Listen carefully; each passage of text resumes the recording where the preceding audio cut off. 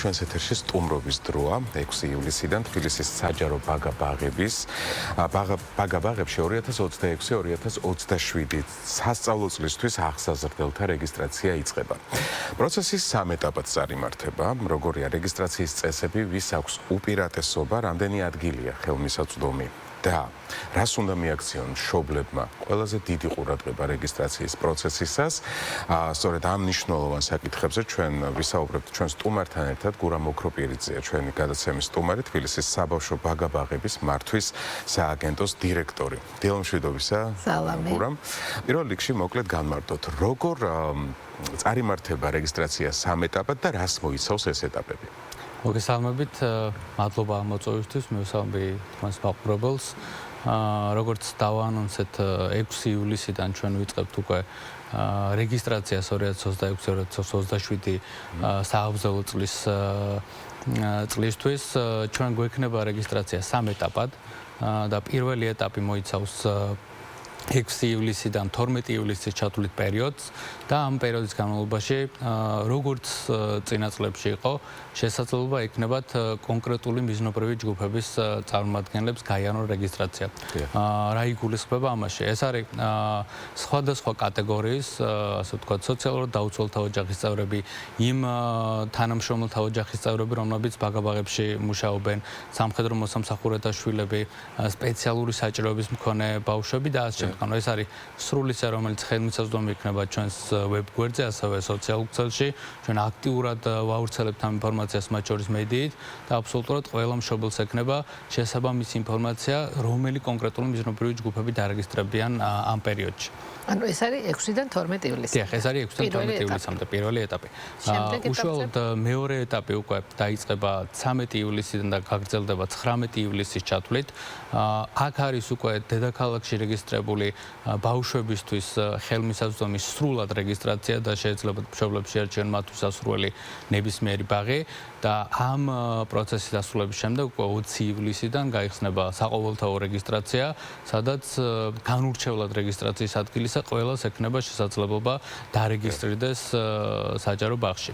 აქვე დავამატებდი, როგორც წესი, აქ დედაქალაქში რეგისტრაცია გულისხმობს მინიმუმ 6 თვით ადრე უნდა იყოს ჩაწერილი დარეგისტრებული ბავშვი, იმის რომ შეძლოს მეორე ეტაპით სარგებლობა და შემდგომ უკვე მესამე ეტაპი იქნება აბსოლუტურად ყველასთვის ხელმისაწვდომი.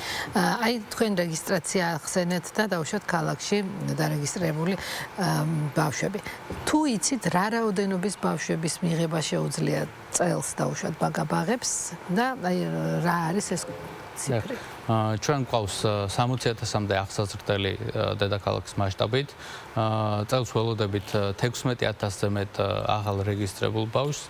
ასევე გვაქვს დაახლოებით 3,000-ზე ცოტა მეტი ადგილი სარეზერვო სერვისთვის და ესეც წლის განმავლობაში ემატება ხოლმე საჭიროების მიხედვით. რაც შეეხება უშუალოდ იმ ბავშვებს, რომელთაც დაასრულეს, ასე ვთქვათ, და უკვე გააგრძელებენ სკოლაში სწავლას, ეს არის დაახლოებით 13,000, ვინც უკვე სექტემბრიდან გადავა სკოლაში. დიახ, და რა კრიტერიუმებით ნაწილდება ბავშვები ბაღებში? ეს არის საცხოვრებელი ადგილი, დედმამიშვილთან ერთად ვთქვათ, უფრო პრიორიტეტულია თუ აი რა როგორ არის ეს პრიორიტეტები გადანაწილებული? აღნიშნეთ, აქ შეზღუდვები არ გვაქვს საცხოვრებელი რაიონის მიხედვით. ნებისმიერ მშობელს შეუძლია, მათ შორის შეიძლება იყოს ეს სამუშაო ადგილთან ახლოს და შეიძლება ეს უფრო კომფორტული იყოს, ამიტომ აქ არ უზღუდავთ ჩვენ ამ ეტაპზე. რაც შეეხება პრიორიტეტულ ჯგუფებს, როგორც აღნიშნეთ, საკმაოდ ვრცელია, ვისაც პირველ ეტაპზე შეუძლიათ და ეს კონკრეტული მიზნობრივი ჯგუფები სწორედ 6 ივლისიდან რეგისტრირდებიან, მათ შორის აქ იგულისხმება იმ ბავშვების ოჯახის წევრები და დედმამიშვილები, რომლებიც უკვე რეგისტრირებული არიან საჯარო ბაღებში. აი რა დოკუმენტებია საჭირო იმისათვის, რომ დავუშვათ რეგისტრაცია სრულად გაიაროს და მე არ აღმოჩნდეს, რომ აი თურმე ეს დოკუმენტი ჭირდებოდა და არ აღმოჩნდეს ეს შესაბამისი დოკუმენტი, აი წინასწარ უნდა მოემზადოს მეტად რა უნდა გაითვალისწინონ მშობლებმა რეგისტრაციის? აქაც მაქსიმალურად ვცდილობთ, რომ ეს რეგისტრაციის პროცესი იყოს მარტივი მშობლებისთვის, ამიტომ უშუალოდ რეგისტრაციის პროცესში პორტალზე, მათ შორის ჩვენს ვებგვერდზე kids.org.gz იქნება მთლიანად სარეგისტრაციო ბმული მხოლოდ რეგისტრაცია იქნება ამ აქ ხელმისაწვდომი და აბსოლუტურად ყველა მშობელს ექნება ძალიან მარტივად პირადი მონაცემების და ბავშვის მონაცემების ატვირთვის შემდგომ უკვე გაიაროს რეგისტრაცია. აქ დოკუმენტაციას არ ვთხოვთ, დოკუმენტაცია უკვე სჭირდებათ ბაღში, როდესაც უშუალოდ რეგისტრაციას გაივლიან და იქ უნდა წარადგინონ შესაბამისი ჯანმრთელობის ცნობა, დაბადების მოწმობა და ამ შემდეგ რაც არის ძირითადი.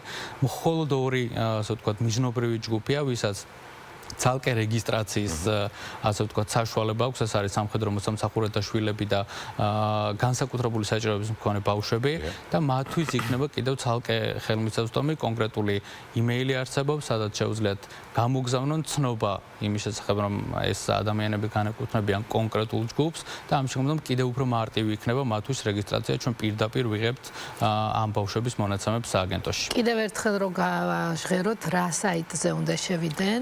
Kids.org ეს არის ჩვენ ახლა გამოვიტანთ ამ საიტს დაუშვათ ჩვენს ეკრანზე, მაგრამ დაუშვათ აი თქვენ როგორც აღწერეთ, მაინც არ აღმოჩნდა იმ სასურველ ბაღში ადგილი მშობლისთვის. აი რა გზა რჩება იმისთვის, რომ ბავშვი დაუშვათ წაიყვანოს მისთვის სასურველ ბაღში და იმ ლოკაციაზე, სადაც მას უფრო ხელმისაწვდომია მის. დავსვავ კიდევ შეკითხვას, რომელიც შორს არ არის შენი შეკითხვისგან ზუზუ, მაგალითად თუ წარმოიშვა ტექნიკური შეფერხება და ამ შემთხვევაში ვერ დაარეგისტრირა მშობელმა ბავშვი, ამ შემთხვევაშიც რა ხდება?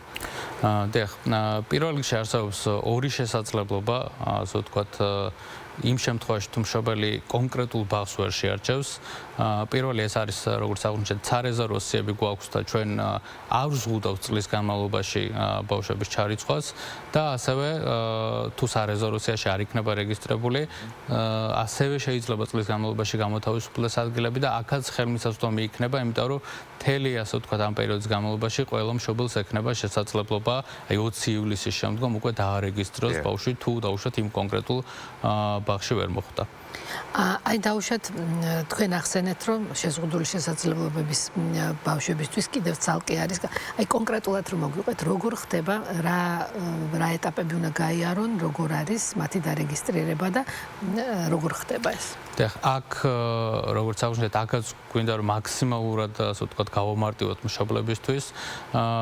ეს ადამიანები პირველ რიგში აქ გვჭირდება კონკრეტული შესაბამისი ჯანმრთელობის ცნობა და აქ კიდევ უფრო მარტივად არის ასე ვთქვათ საქმე. შესაძლებელი იქნება შესაბამის მეილზე გამოგზავნა ინფორმაციის აღნიშნული ბავშვების შესახებ, ცნობა და ასე შემდეგ და ჩვენ აღნიშნული მეილი იქნება ხელმისაწვდომი როგორც აგენტოს ვებგვერდზე, ასევე სოციალურ ქსელში, ყველგან პრაქტიკულად.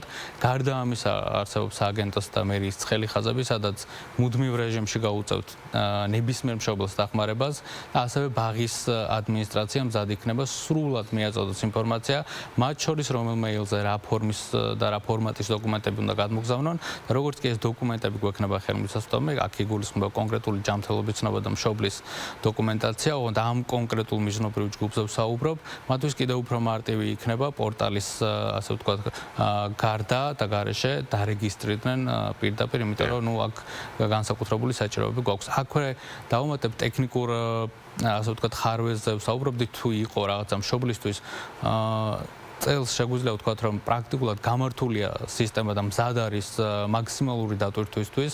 ჩვენ მსგავსი ტექნიკური ხარვეზები როგორც წესი არ გვიფიქსირდება ხოლმე, თუმცა როგორც აღნიშნავთ, ნებისმიერ დროს, როგორც სააგენტოს ცხელი ხაზი, ასევე მერიის და ასევე ბაღების ადმინისტრაცია მზად იქნება ნებისმიერ მშობელს ასეთი საჭიროების შემთხვევაში ბაღების ავტორიზაციასთან დაკავშირებითაც რომ ვისაუბროთ, როგორც ვიცით, დაიწყო ბაღების ავტორიზაცია. ეხლა მნიშვნელოვანი პროცესია. ავტორიზაცია გულისხმობს იმ სტანდარტებთან შესაბამისობაში მოყვანას ბაღების, რაც განსაზღვრულია უკვე თითოეული ბაღისთვის. ეს ეხება როგორც საჯარო, ისე კერძო ბაღებს. ჩვენ ამ შემთხვევაში საჯარო ბაღებზე ვართ პასუხისმგებელი. ჩვენ უკვე გქონდა 5 ბაღი, რომელმაც წარმატებით გაიარა ავტორიზაცია და წელს ველოდებით კიდევ 10 ბაღის ასე ვთქვათ დოკუმენტაციის და ინფრასტრუქტურულ მოწესრიგებას, რომელიც უკვე მზად იქნება. აქ არის მთელი რიგი სტანდარტებისა, ეს გულისხმობს როგორც ინფრასტრუქტურას, ისე მეთოდოლოგიას და ძალიან მნიშვნელოვანია საბოლოო ჯამში ყველა ბაღს ჰქონდეს ავტორიზაცია და ყველა მშობლისთვის იქნება, ასე ვთქვათ, ხელმისაწვდომი ის ინფორმაცია, რის საფუძველზე იღებს ბაღი ავტორიზაციას და ეს ნიშნავს, რომ აკმაყოფილებს ყველა იმ მნიშვნელოვან კრიტერიუმს, რომელიც აუცილებელია ბაღის ფუნქციონირებისათვის. და როგორც ვიცი, 4 წლიანია ეს ავტორიზაცია, ხო? და ავტორიზაცია ყოველ, ასე ვთქვათ, ყოველ წელს უნდა შეფასდეს თავი. ანუ ეს არ ნიშნავს დასრულებულ პროცესს.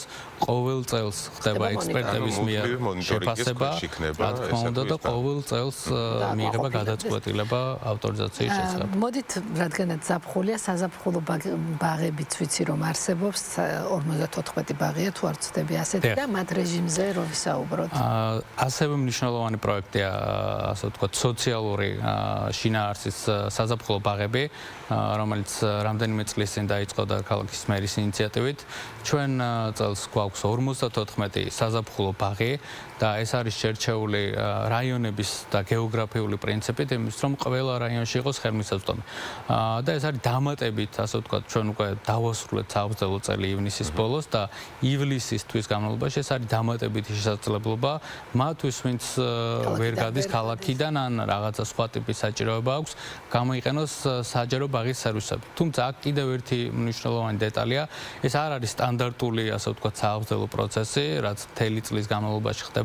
ეს კიდევ უფრო მეტად არის ორიენტირებული ბავშვის დასვენებაზე, გართობაზე, შესაბამისად მთლიანად ყველა აქტივობა და პროცესი, რა თქმა უნდა, სრულად პროცესი, ასე ვთქვათ, ორიენტირებულია ამაზე და აქვე დავამატებ, რომ ყველა ეს ბაღი შერჩეულია იმ ძირითადი პრინციპით, რომ მაქსიმალურად დიდი და გამწვანებული ეზო გქონდეს, რომ ბავშვობა რაც შეიძლება ჯანსაღარემოში დაისვენონ, გაერთონ, მიიღონ შესაბამისად. საინტერესოა სექტემბერში როდის იწყება ბაღები და უკვე ვასრულებთ.